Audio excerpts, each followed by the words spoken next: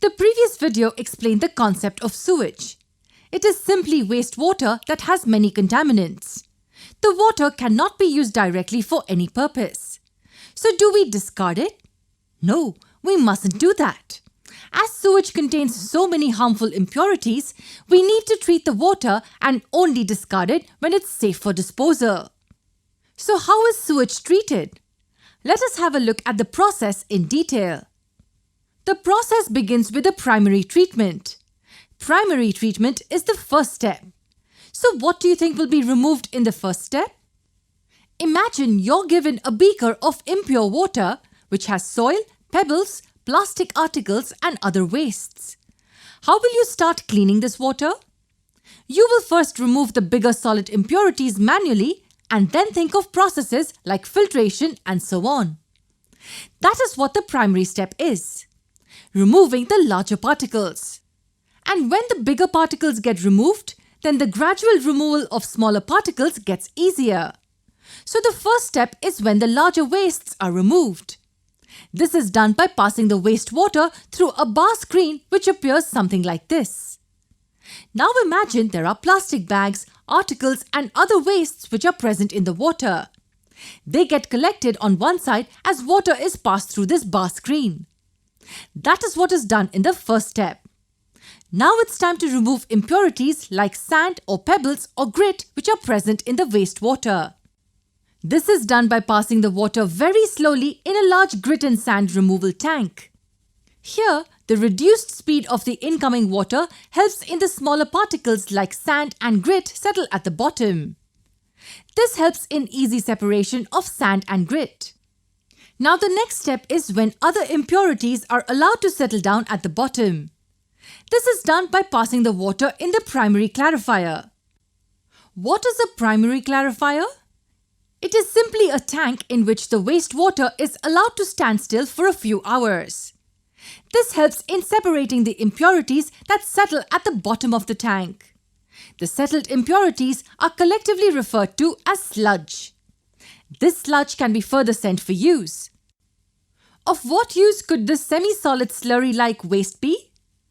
We know the sludge contains many impurities, but apart from only impurities, it can also contain many compounds and nutrients. These are of no use to us, but they can prove very useful for a specific type of bacteria. Yes, the anaerobic bacteria which carry out fermentation reactions are fed with the sludge. As a result, they carry out the fermentation process which is very useful. So what will be the product? It gives rise to biogas formation. This important product can then be used further for various applications. Now coming back to our wastewater, we have separated the sludge from it. This marks the end of the primary treatment. What next? Is our water clean enough to be discharged into a nearby water body? Not really. It's not yet completely clean. All we need to do is carry out a few more treatment steps. The first in the list is aeration. In this method, the water is passed in a tank. The bottom of the tank has many perforated pipes which release air bubbles as water enters the tank. Sometimes even stirrers are present in the tank that aid in the aeration process. The supply of air helps in the growth of good aerobic bacteria that can consume the remaining organic wastes.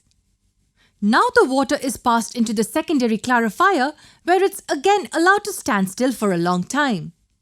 This helps in settling of the organic biomass, which means the microorganisms along with the decomposed products in the water settle down.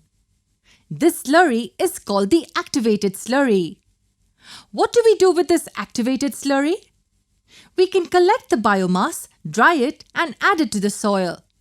The dried organic matter on being added to the soil increases its nutrient content. But for collecting the activated slurry, we first need to collect water from the top.